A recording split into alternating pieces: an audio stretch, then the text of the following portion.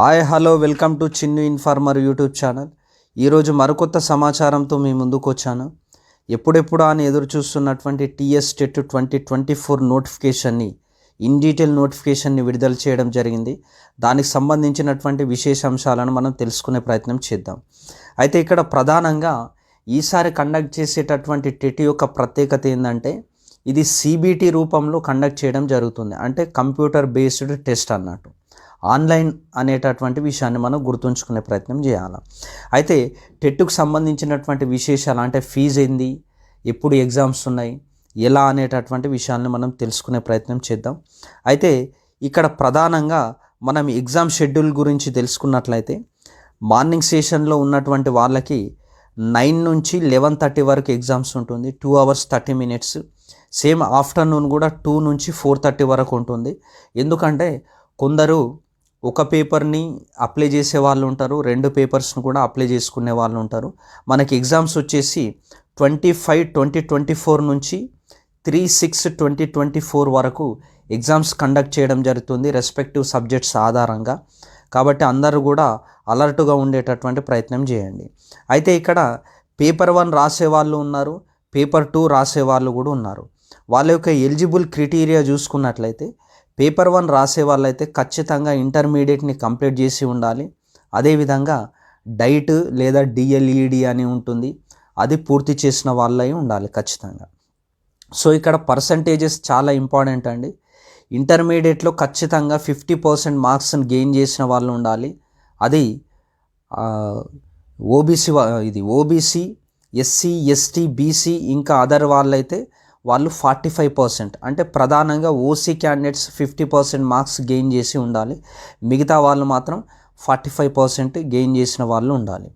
ఇంకో విధంగా చూసుకున్నట్లయితే ఇది డైట్ వాళ్ళకు సంబంధించింది. అదేవిధంగా కొందరు డైట్ని 2015 లోపు చేసిన వాళ్ళు ఉంటారు. 2015 లోపు డైట్ కానీ ఇంటర్మీడియట్ వాడిని కంప్లీట్ చేసిన వాళ్ళు ఉంటే వాళ్ళకి పర్సంటేజ్ డిఫరెంట్గా ఉంది.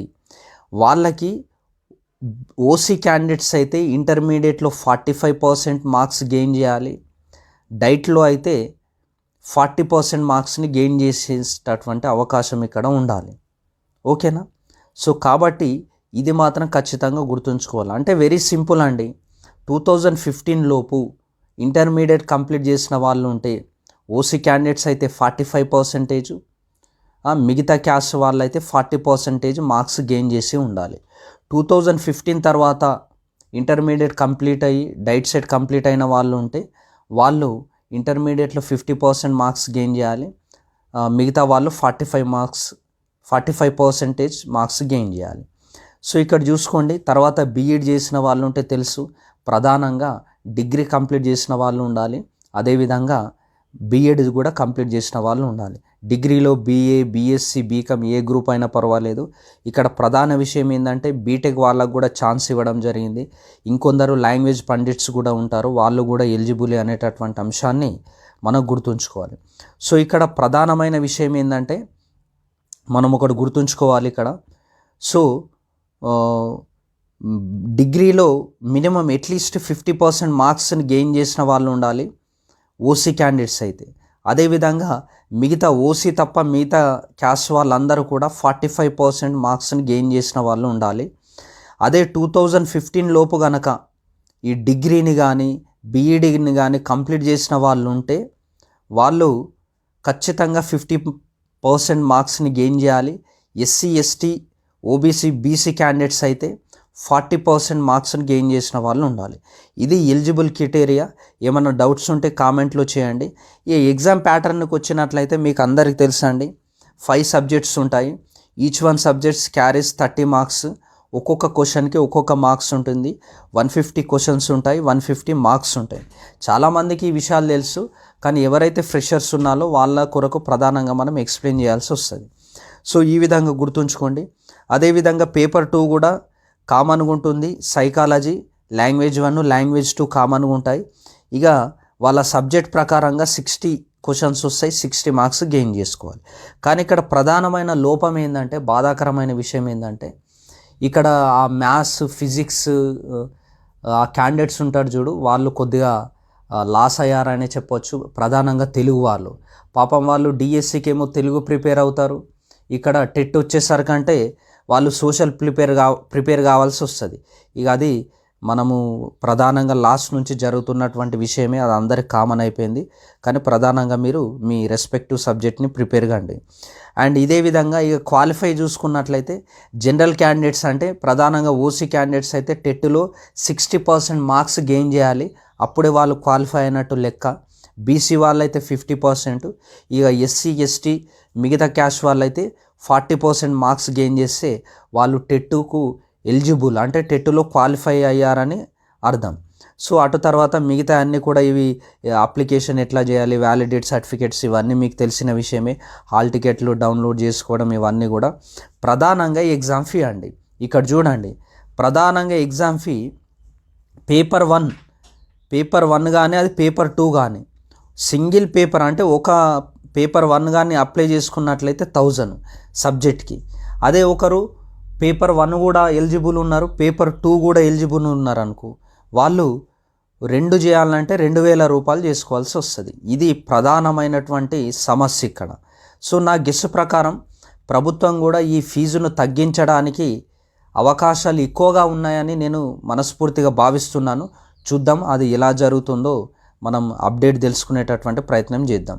ఓకేనా, ఇది మాత్రం చాలా కన్నీరు పెట్టేటటువంటి విషయం అని తెలుసుకోవచ్చు. ఎందుకంటే అందరు అన్ఎంప్లాయీసే, 1000 రూపాయలు అంటే నాటే జోకు. చాలామంది అభ్యర్థులకు రూమ్ రెంట్ కూడా పే చేయలేనటువంటి పరిస్థితిలో ఉన్నారు. అలాంటి సిచ్యువేషన్ ఉంది మన దగ్గర. ఇక ఎలా అప్లై చేసుకోవాలి ఏంటి అనేది కూడా మీకు కింద డిస్క్రిప్షన్లో లింక్ ఇవ్వడం జరుగుతుంది. దాని ద్వారా మీరు ప్రతి ఒక్క విషయాన్ని మీరు ప్రధానంగా తెలుసుకోవచ్చు. ప్రధానంగా ఇది అండి. కాబట్టి సిబిటీలో కండక్ట్ చేయడం జరుగుతుంది కాబట్టి ఎవరైనా కంప్యూటర్ ఐడియా లేకున్నట్లయితే మీరు కొన్ని మార్క్ టెస్టులు రాసి ప్రాక్టికల్గా నాలెడ్జ్ని పొందాలని మన ఛానల్ తరపున ప్రధానంగా తెలియజేయడం జరుగుతుంది. ఇంకో విషయం ఏంటంటే ఇక్కడ చూడండి అండి, ప్రధానంగా మనకు ఈ బాక్స్ చాలా ఇన్ఫర్మేషన్ అందిస్తుంది మనకు, A to Z ఇన్ఫర్మేషన్. ఈ పేమెంట్ ఆఫ్ ఫీజ్ ఆన్లైన్ మనకు 27 మార్చ్ నుంచి ఏప్రిల్ 10 వరకు ఈ ప్రాసెస్ ఉంటుంది. అంటే చాలా తక్కువ డేస్ ఇచ్చారు, అప్రాక్సిమేట్లీగా మనకు 15 డేస్ ఇవ్వడం జరిగింది టోటల్గా పేమెంట్ చేయడానికి. ఇక అటు తర్వాత మనకు డీటెయిల్ నోటిఫికేషను, ఆ బులెటిన్ చూడండి, అందులో A to Z ఎలా అప్లై చేయాలి ఏంటి అనేది ప్రధానంగా ఉంటుంది. ఇక తర్వాత మనకి ఆన్లైన్ సబ్మిషన్ ఆఫ్ అప్లికేషన్ 27 నుంచి స్టార్ట్ అవుతుంది, ఏప్రిల్ 10 వరకు లాస్ట్. ఈ డేట్స్ మాత్రం ఖచ్చితంగా జ్ఞాపకం ఉంచుకోవాలి. తర్వాత హెల్పింగ్ డెస్క్ అన్నట్టు, అంటే మీకు ఏమైనా డౌట్స్ ఉంటే అందులో చూసుకోవచ్చు. ఇక్కడ వరకు ఈ డేట్ నుంచి ఈ డేట్ వరకు అది పనిచేస్తుంది. హాల్ టికెట్స్ ఎప్పుడు అంటే 15 తర్వాత 15/5/2024 ఆన్వర్డ్స్ ఎప్పుడైనా రావచ్చు. 15 డేట్ రోజు రావాలని రూల్ లేదు, ఎప్పుడైనా రావచ్చు. ఇది మెయిన్ ఇంపార్టెంట్ అండి. చూడండి, డేట్ ఆఫ్ ఎగ్జామినేషన్ 25/2024 నుంచి 3/6/2024 వరకు జరుగుతాయి.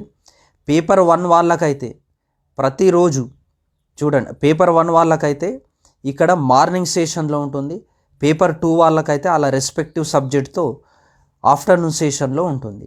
ఇక్కడ ప్రధాన విషయం ఏంటంటే డిక్లరేషన్ ఆఫ్ రిజల్ట్స్ 12/6/2024 మ్యాక్సిమంగా అదే రోజు 5 o'clock వరకు ఇవ్వడానికి అవకాశం ఉంటుంది. టెక్నికల్ ప్రాబ్లమ్స్ ఉంటే ఒకరోజు అటు ఇటు కావచ్చు. కాబట్టి ఈ విషయాన్ని ప్రధానంగా ఈ బాక్స్ని స్క్రీన్ షాట్ తీసుకొని మీరు సేవ్ చేసుకునే ప్రయత్నం చేయండి.